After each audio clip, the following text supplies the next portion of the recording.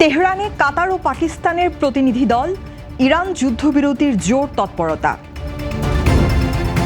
পদত্যাগের ঘোষণা দিলেন যুক্তরাষ্ট্রের জাতীয় গোয়েন্দা সংস্থার প্রধান। কলকাতায় পৌঁছেছেন মার্কিন পররাষ্ট্রমন্ত্রী রুবিও, দুপুরে যাবেন দিল্লি।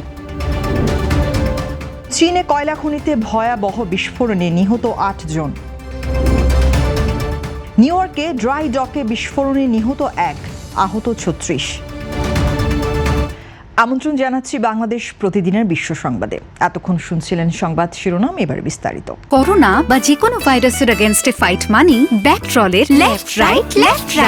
যুক্তরাষ্ট্র ইরান যুদ্ধ বন্ধ ও অমীমাংসিত সংকট সমাধানে ওয়াশিংটনের সাথে সমন্বয় করে কাতারের একটি বিশেষ প্রতিনিধি দল শুক্রবার তেহরানে পৌঁছেছে। এর পাশাপাশি প্রধান মধ্যস্থতাকারী দেশ পাকিস্তানের সেনা প্রধান আসিম মুনির এবং স্বরাষ্ট্রমন্ত্রী মহসিন নাকভিও বর্তমানে ইরানে অবস্থান করছেন। গত ২৮ ফেব্রুয়ারি যুক্তরাষ্ট্র ও ইসরায়েলে যৌথ ইরান হামলার পর পারস্য উপসাগরে পাল্টা যুদ্ধ ছড়িয়ে পড়লে কাতারও আক্রান্ত হয়েছিল। পরবর্তীতে যুদ্ধের ৪০ দিনের মাথায় গত ৮ এপ্রিল পাকিস্তানের একক মধ্যস্থতায় দুই পক্ষের মধ্যে একটি অস্থায়ী যুদ্ধবিরতি ঘোষণা করা হয়। এরপর ইসলামাবাদে দুই দেশের শীর্ষ কর্মকর্তাদের ২১ ঘন্টার সরাসরি বৈঠকটি কোনো সমঝোতা ছাড়াই শেষ হলে নতুন বৈঠকের চেষ্টা শুরু হয়। এদিকে মার্কিন পররাষ্ট্রমন্ত্রী মার্কো রুবিও আলোচনার কিছু ভালো লক্ষণের কথা জানিয়ে বলেছেন যে তারা মূলত পাকিস্তানের সাথেই কাজ করছেন। অন্যদিকে ইরানের একটি ঊর্ধ্বতন সূত্র জানিয়েছে দুই পক্ষের মধ্যে আগের চেয়ে মত পার্থক্য ও দূরত্ব অনেকটাই কমে এসেছে।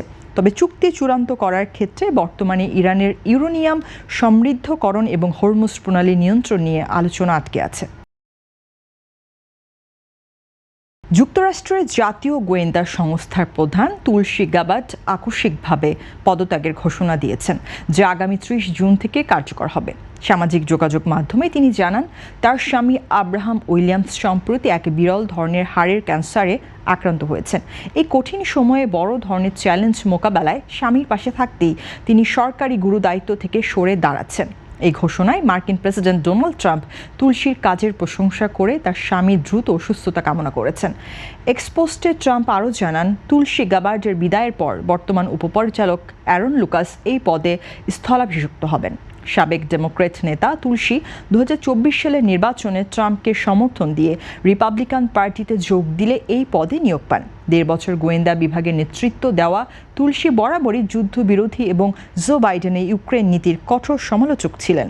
মিডিয়ার গুঞ্জন অনুযায়ী ভেনেজুয়েলার মাদুরোকে অপহরণ ও ইরানে মার্কিন সামরিক অভিযানের মতো আগ্রাসী পদক্ষেপের বিরোধী ছিলেন তিনি। পদত্যাগপত্রে তুলসী গাবার্ড দেশের সেবা ও গোয়েন্দা বিভাগের নেতৃত্ব দেওয়ার সুযোগ পাওয়ায় প্রেসিডেন্টের প্রতি গভীর কৃতজ্ঞতা জানান। পশ্চিমবঙ্গে ক্ষমতা বদলের পর ৪ দিনের সরকারি সফরে আজ শনিবার সকালে কলকাতা এসে পৌঁছেছেন মার্কিন পররাষ্ট্রমন্ত্রী মার্কো রুবিও। হিলারি ক্লিন্টনের পর দীর্ঘ ১৪ বছর পর কোনো মার্কিন পররাষ্ট্রমন্ত্রী হিসেবে এটি রুবিওর প্রথম ঐতিহাসিক পশ্চিমবঙ্গ সফর। বিমানবন্দর থেকে সরাসরি তিনি কলকাতার তালতলায় অবস্থিত মিশনারিজ অব চ্যারিটির সদর দপ্তর মাদার হাউস পরিদর্শনে যান। মাদার হাউসের কর্মসূচি শেষ করে আজ দুপুরেই কলকাতার বিমানবন্দর থেকে দিল্লির উদ্দেশ্যে রওনা দেবেন মার্কিন পররাষ্ট্রমন্ত্রী।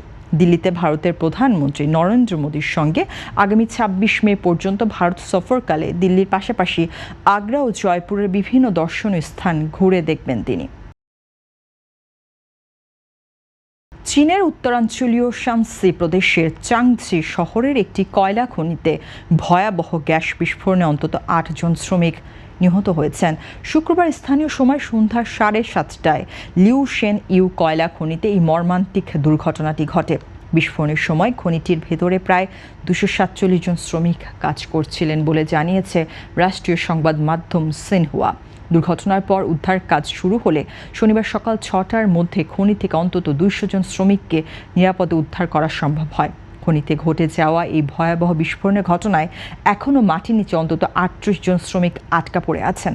চীনের প্রেসিডেন্ট শি জিনপিং নিখোঁজদের উদ্ধারের সর্বাত্মক প্রচেষ্টা এবং দুর্ঘটনার কারণ তদন্তের পাশাপাশি দায়ীদের জবাবদিহিতার নির্দেশ দিয়েছেন। শানসি প্রদেশ চীনের প্রধান কয়লা উৎপাদনকারী অঞ্চল হলেও এখানকার খনি শিল্পের নিরাপত্তা ব্যবস্থা অত্যন্ত দুর্বল। যুক্তরাষ্ট্র নিউ ইয়র্ক শহরের স্টেটেন আইল্যান্ডের একটি ড্রাই ডকে আকস্মিক ও ভয়াবহ বিস্ফোরণে একজন বেসামরিক নাগরিক নিহত হয়েছেন। রিচমন্ড টেরেস এলাকার একটি বেসমেন্টে প্রথমে আগুন লাগার পর সেখানে 2 জন কর্মী আটকা পড়ার খবর পায় দমকল বাহিনী। আটকা পড়া মানুষদের উদ্ধার এবং আগুন নেভানোর কাজ করার সময় উদ্ধার কর্মীদের উপস্থিতিতেই সেখানে এই শক্তিশালী বিস্ফোরণ ঘটে। ভয়াবহ এই বিস্ফোরণের ঘটনায় অন্তত 36 জন আহত হয়েছেন, যাদের মধ্যে বেশ কয়েকজন উদ্ধার কর্মীও রয়েছেন। আহতদের মধ্যে উদ্ধার অভিযানে অংশ নেওয়া 2 জন দমকল কর্মীর শারীরিক অবস্থা অত্যন্ত আশঙ্কাজনক বলে জানা গেছে। আশঙ্কাজনক অবস্থায় থাকা এক ফায়ার মার্শালের কানের হাড় ভেঙে গেছে এবং মস্তিষ্কে রক্তক্ষরণ হওয়ায় তাকে কৃত্রিম শ্বাস প্রশ্বাসে রাখা হয়েছে। গুরুতর আহত অন্য দমকল কর্মীর চিকিৎসাধীন অবস্থায় শারীরিক অবস্থা বর্তমানে কিছুটা উন্নতির দিকে বলে চিকিৎসকরা জানিয়েছেন। নিউ ইয়র্কের মেয়র জোহরান মামদানি সাংবাদিকদের বলেন, এটি একটি অত্যন্ত জটিল ও দ্রুত পরিবর্তনশীল জরুরি পরিস্থিতি ছিল। দুর্ঘটনাস্থলের আগুন পুরোপুরি নিয়ন্ত্রণে আসার পরপরই এই বিস্ফোরণের প্রকৃত কারণ উদ্ঘাটনে আনুষ্ঠানিক তদন্ত শুরু হবে বলে জানানো হয়েছে। এই ছিল আজকের বাংলাদেশ প্রতিদিনের বিশ্ব সংবাদ। সবশেষ খবর জানতে চোখ রাখুন বাংলাদেশ প্রতিদিনের ফেসবুক পেজ ও ইউটিউব চ্যানেলে। এতক্ষণ সঙ্গে থাকার জন্য সবাইকে ধন্যবাদ।